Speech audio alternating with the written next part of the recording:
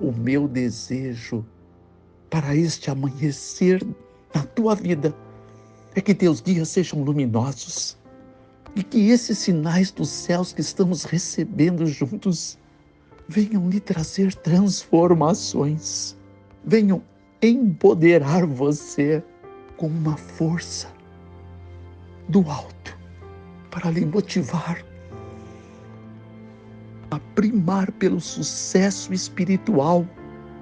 E este nasce de um desejo profundo no coração da gente, da ação em determinarmos, em sermos perseverantes até que atinjamos um objetivo, ao menos fantástico, ainda que eu não acerte o alvo. Só o fato de buscar e vencer obstáculos primários, você estará realizando fatos extraordinários. Temos sempre que ter em mente, nós podemos aceitar os nossos erros. Aliás, quem não erra, o único erro verdadeiro é aquele que você não aprende nada. Mas eu e você não podemos aceitar não tentar novamente, com a experiência de quem já passou por este aprendizado. Porque o fracasso, meu irmão, não está no erro, mas na desistência. Agora eu preciso orar por mim e por você, para que primeiro eu receba a luz, numa conexão direta com o Pai, para que possa te compartilhar luz. E de graça recebo, de graça eu compartilho. Assim como diz Jesus no Evangelho de Mateus: cerra os seus olhos se você puder. Pai nosso, grandíssimo em poder e contemplador da mais inefável graça universal, ajude a gente a parar de julgar o nosso próximo. Não nos permita julgar ninguém, Senhor, pelo menos sem antes ter percorrido uma mínima distância de meia-lua com os próprios calçados destes a quem nos apercebemos julgando. Pois ao conseguirmos essa façanha espiritual, além de um salto em nossa vida, deixaremos de ser os mesmos.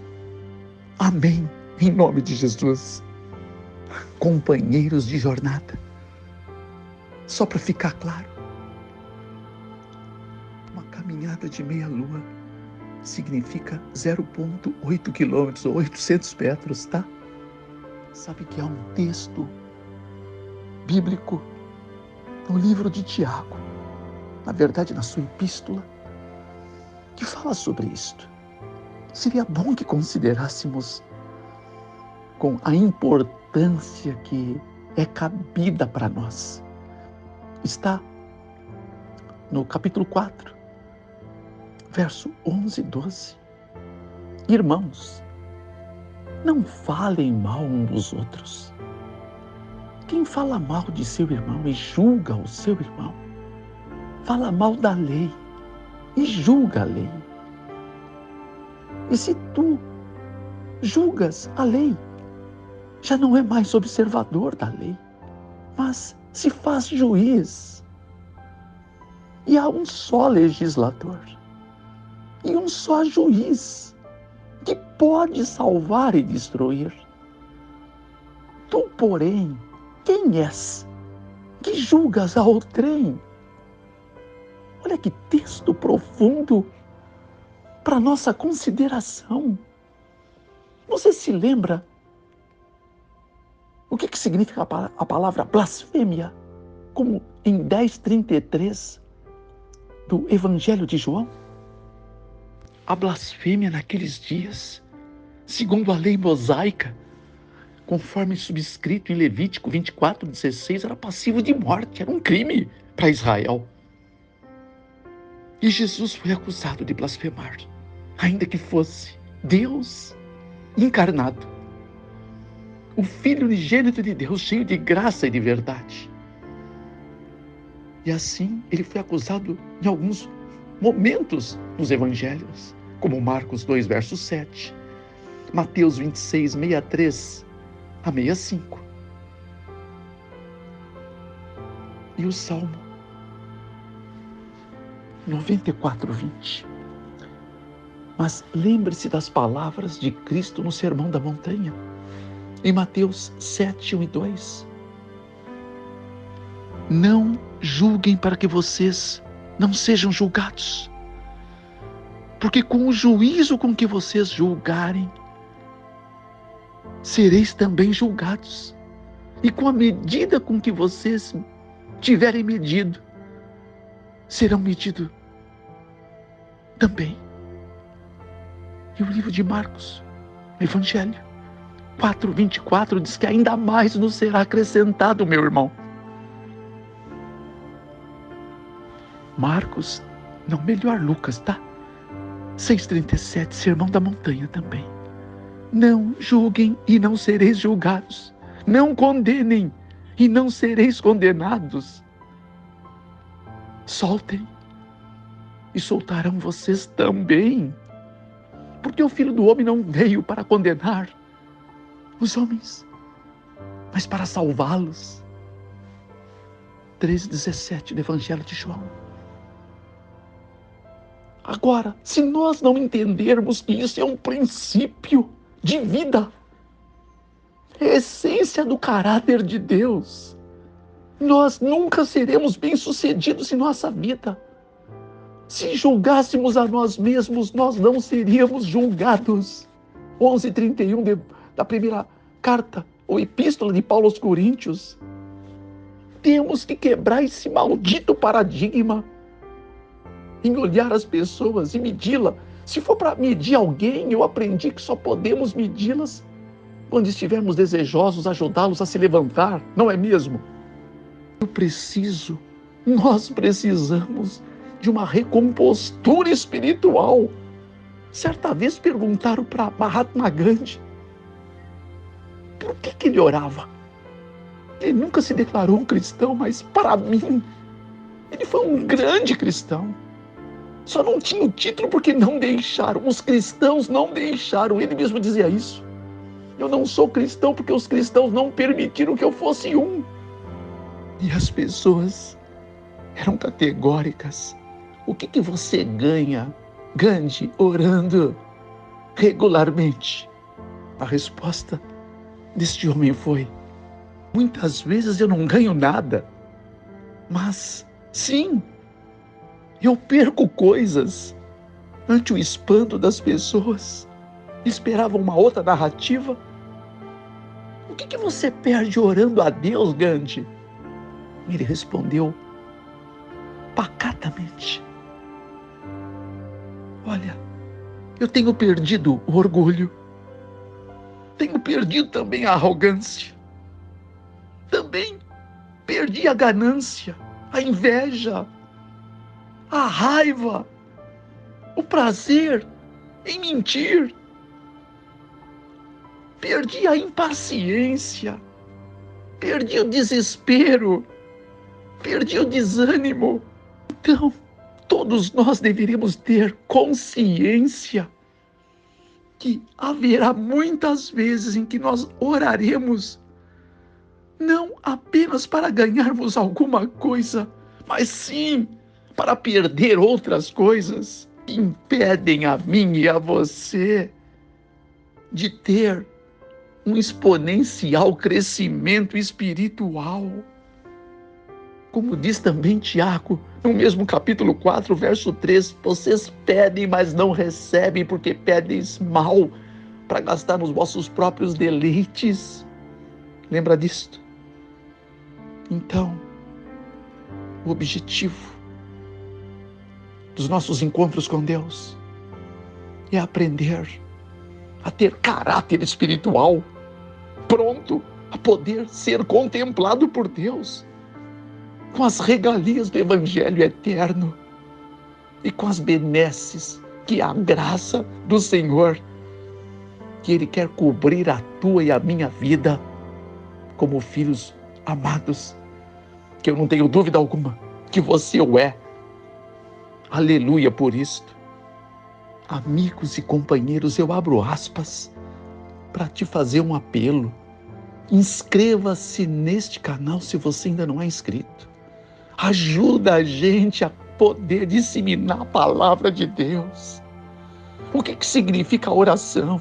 O que significa ser um guerreiro de oração? Porque isto eu me tornei com a vida. E você não sabe onde começou a minha história de guerreiro de oração. Um dia eu conto. Apesar de estar aí na internet. Mas nós precisamos que você se engaje conosco, porque senão nosso canal não terá chances de expansão. E ao inscrever-se, compartilhe para que outras pessoas aprendam algo com a palavra de Deus. Eu não tenho pretensão nenhuma, porque eu não sou ensinador de nada, mas o Espírito Santo é. E ele pode manifestar em mim e em você para levar o ensino dele a qualquer pessoa. Amém por isso? Então vamos começar a fazer juntos isso. Coloque um like se a mensagem servir a você, um dislike se não servir. Acione o sininho, um comentário é muito importante para a plataforma entender que tem relevância. E assim juntos nós estamos cumprindo uma missão. A minha missão hoje é passar para você. A tua pode ser compartilhar com alguém. Eu sugiro que seja com todos que você tem nos seus contatos. E todos terão um risco de ser abençoados e muito abençoados ao entender alguma coisa neste novo dia. Amém por isso? Louva a Deus por tua vida, por tua gentileza em cooperar com a gente e por somar-se a um time que quer expandir os ensinos de Deus, as palavras de Cristo. Amém? Sabe que se você pensar bem, nada nesta vida tem um significado que seja claro e completamente aceitável, exceto aquele significado que nós mesmos considerarmos ou atribuirmos a qualquer elemento que temos que relevar. Para uns, a palavra de Deus não significa nada, não é mesmo? Para outros, ela é tradução de bênçãos, de aprendizado, de crescimento, de motivação, de luz, de esperança, de graça, de paz. E eu sou um recebedor de todos estes elementos celestiais. Eu me encontrei com um amigo muito querido, principalmente dos dias em que eu não era convertido. Um homem de poder, dono de um banco. E ele me convidou ao nos encontrarmos num lugar belíssimo, para que fosse passar aquela tarde com ele em seu barco. É um barco de muito luxo, uma fortuna. Eu já não tenho mais o barco que eu tinha, por tudo que me aconteceu. Agora, eu notei que ele não estava acompanhado da esposa da sua mocidade. Era uma jovem, muito mais jovem que ele. E o seu olhar estava espantado ao ter me encontrado, que fazia muito tempo que nós não nos víamos. Mas no fundo eu pude perceber uma passiva tristeza, um desconforto emocional, até lágrimas internas. Ele me abraçou, ele olhou bem para quem estava comigo, porque quem estava comigo era o amor da minha vida, o meu grande amor, que permanece comigo. Louvado seja Deus! Então, moral da história, ele, com um barco maravilhoso, mas não estava com quem ele amava. Apenas uma companhia. Eu estava a pé, caminhando com o amor da minha vida. Não precisava do barco para ser mas muito feliz mesmo. Louvado seja Deus. Eu preciso que você entenda, tenha consciência que existe dentro de você uma força capaz de mudar a tua vida. Eu não vou citar, mas eu vou te falar onde está escrito. Efésios 3:20, 17:21 de Lucas, 3:11 de Eclesiastes. Um completa o outro. Mas você tem que aprender a lidar com esse potencial, e o objetivo desse canal é ajudá-lo a chegar nesse apogeu da fé, para que haja realização, para que você entenda o que é a verdadeira felicidade. Ela não está em coisas, ela está nas simples, ou seja, as mais simples realizações relacionais entre as pessoas que verdadeiramente amam você assim como você é, e aquelas que você é capaz de amar.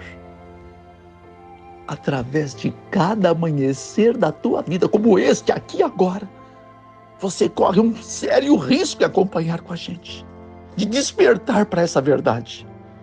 E quando ela florar no teu coração, você nunca mais vai ver a vida do mesmo jeito. Nunca mais olhará para as pessoas com os mesmos olhos. E Heráclito, um filósofo grego, diz que nada existe, nada é permanente, a não ser a mudança. Já falamos disso antes. Deus é o único ser que não muda. Também já falamos, Malaquias 3:6, Hebreus 13:8, Tiago 1:17, Êxodo 3:14. Agora, para mim e para você, que somos e devemos ser passíveis à mudança, não podemos continuar a ser quem nós somos, senão nada acontece. Mudar inicialmente significa ser capaz, ao menos, de considerar que há sim um empoderamento vindo do alto para aqueles que humildemente se propõem a experimentá-lo. Amém? Isso significa obtenção, aumento, fortalecimento do mais áureo poder do universo. Elevação espiritual. Um processo de reforço. A tua autoestima, aliada a Cristo, ensina a termos um real controle de nossa própria vida. E uma possibilidade fantástica de realizações pessoais inimagináveis. Um alargamento das competências para agirmos nesse mundo. Pela fé. O justo viverá pela fé. Romanos 1:17, Abacuque 2:4, Hebreus 10:38, Gálatas 3:11 e etc. Por isto que você pode ter consciência que o impossível não significa que não pode ser realizado, mas significa sim que apenas ainda não pode ser realizado. E Deus está treinando eu e você para realizarmos impossíveis. Aleluia! Eu sou o recebedor dessa graça. Relembro você os pontos que precisamos superar. O tédio, o desinteresse geral pela vida, o desânimo relevante que impede de darmos o próximo passo, aquele vazio interior que causa náuseas, um viver estagnado, que ontem nós consideramos, e hoje a incapacidade de produzir reações positivas.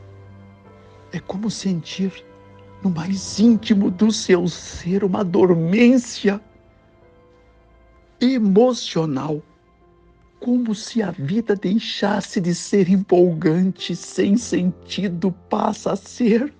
Muitos deixam de sentir os lampejos da positividade comunicada por Deus através da natureza, com a beleza de um nascer do sol, olhar uma borboleta colorida, o canto de um pássaro, uma criança no colo de um pai, idosos abraçadinhos, olhar para uma montanha, para as ondas do mar, sentir a brisa, o cheiro da natureza, olhar para a chuva, até dançar debaixo dela. Não tem sentido. Ao passar um bom tempo sem ter esse sentimento, acontece esta dormência das emoções, o que acarreta em um ciclo sucessivo de dificuldades para que você viva um real estado de satisfação, de felicidade, que torna o viver obscuro, insólito, em nada agradável. E esses simples sinais que nos deveriam empolgar a enxergarmos o lado positivo da vida, tão necessários para a manutenção de nossos sentimentos, saúde física, mental, emocional, tornar a mente mais apta a absorver as coisas boas da vida. A inexistência desse sentimento faz a pessoa ficar doente, incapaz de combater a ansiedade, o estresse, e acaba ficando deprimido, caminhando para a depressão.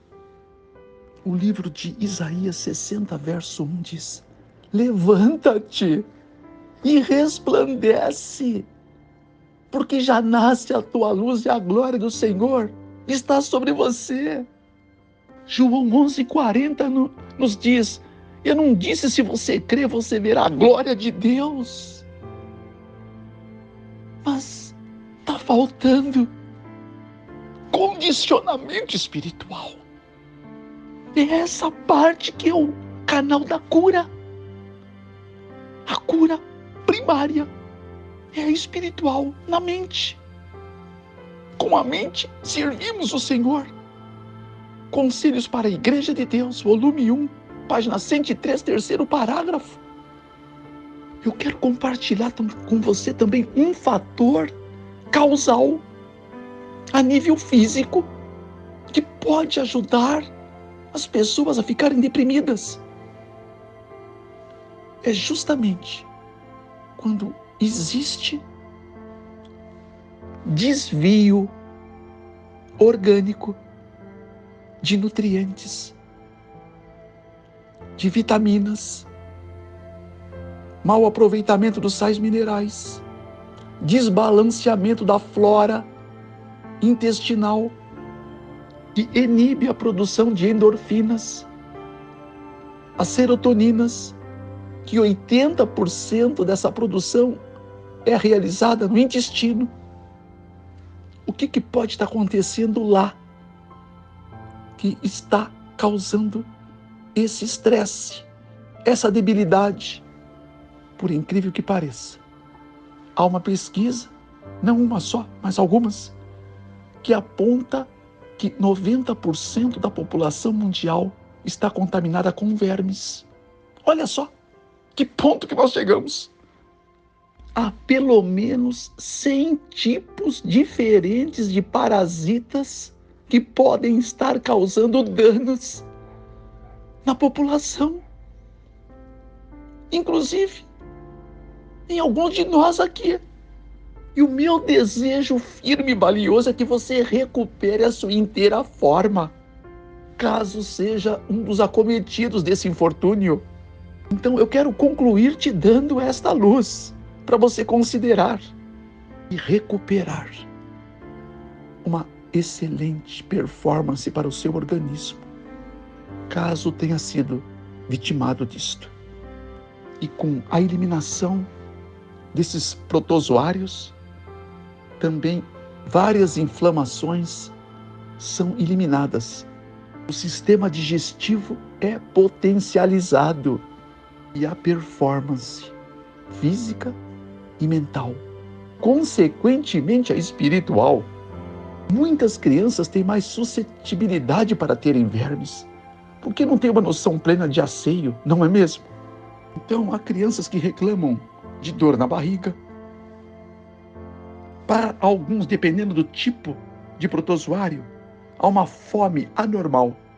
Para outros, perda do apetite.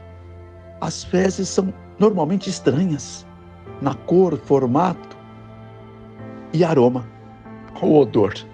Normalmente, alguns dos efeitos colaterais é dor de cabeça, distúrbios intestinais, até anemia, vômitos causais, dermatites, insônia, coceira nas orelhas, fadiga, dentre outras. Até queda de cabelo, minha irmã e meu irmão. Se falta nutrientes, as raízes serão enfraquecidas e suscetíveis à queda. Então eu preciso eliminar também essa hipótese. E para muitos que por acaso estão acometidos desta contaminação, ao eliminar a causa, os cabelos tornam a crescer fortes, bonitos, viçosos e saudáveis. Eu tenho 2 propostas só para começar. Elas são todas naturais. Não dá efeito colateral importante nenhum, porque são à base de fitoterapia. A primeira é mais simples. Quando os protozoários também não forem de uma grande resistência, então é um chá especial. Você pode anotar depois. Você vai separar 2 colheres de sopa de hortelã-pimenta, bem fresquinho e perfumado, de preferência. Se não tiver o fresquinho, vai o seco. Fresquinho é melhor. Orégano, pode ser o seco ou fresco também, 1 colher de sopa. Agora, sementes de abóbora com casca, é necessário dar uma pré-moída, uma martelada para que elas estejam semi-abertas, para que utilizemos para o chá, ok? Logicamente que sem sal. Então, nós vamos ferver 1 litro de água boa, não água filtrada, mas uma água mineral, de uma boa fonte, a mais perto da tua casa que tiver, ainda que você compre em garrafas. De preferência também não aquelas de 20 litros, porque aquela lá a higiene não é satisfatória. Aquela você não deveria usar nunca. Tá? A água é algo vital. Então tem que ser a melhor.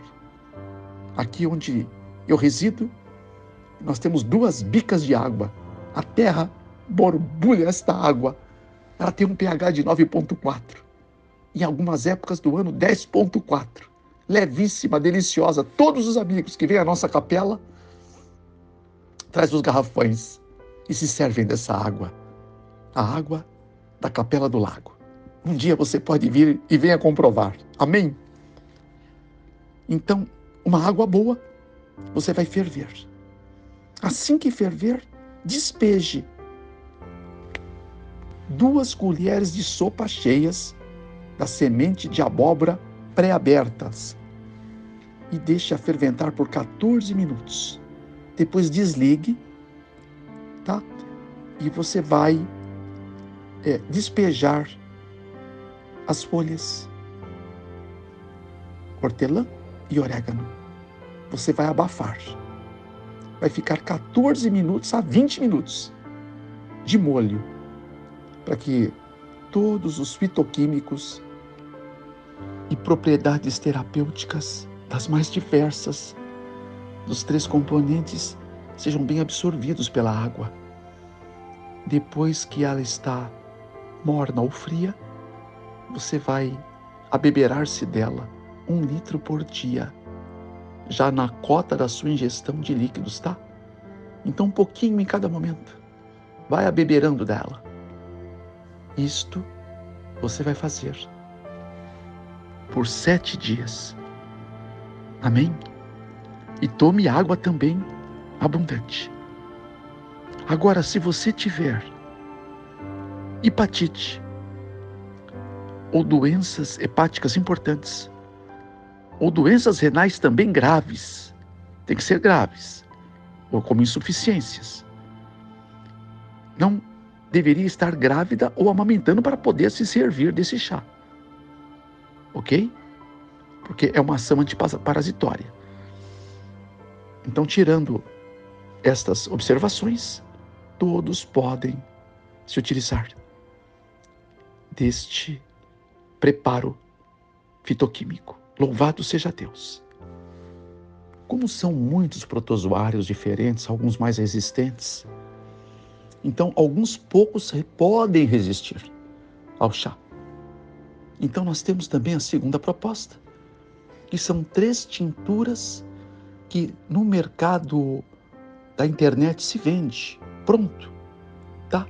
Só escolher uma boa fonte. Então é um preparo de 3 tinturas, pelo menos, é famosa, é uma prescrição da doutora Uda Clark, ela já é falecida, mas foi muito famosa. Então até crianças podem tomar, de várias idades, a partir, na verdade, de 2 anos, né? Tem a dose específica, vai estar de acordo com a concentração. Não vou passar dosagem nenhuma aqui, eu estou apenas sugerindo, não estou impondo, mas propondo ideias para você ter uma vida melhor. E tudo natural, tá? Tudo dentro da fitoterapia. Então, só para você ter noção do que você vai procurar, as 3 tinturas se perfazem do absinto, também conhecida como Artemisia absinthum, cravinho e nogueira.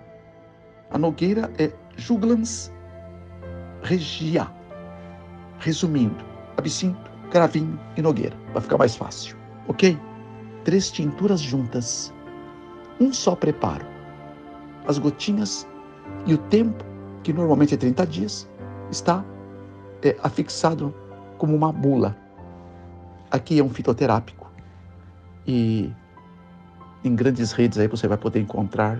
Opte pela melhor marca, melhor fonte, para você tomar algo pontual. Se você quiser, né, fazer uma possível limpeza no seu intestino, no seu corpo, a tua mente vai agradecer. Nas farmácias se vendem vários produtos também para isto, mas eu sempre prefiro as vias naturais. Então, nem pensar em dizer para você uma dica de algo alopático. Bom, espero que você faça um bom uso de tudo que o Senhor preparou para você nesta manhã.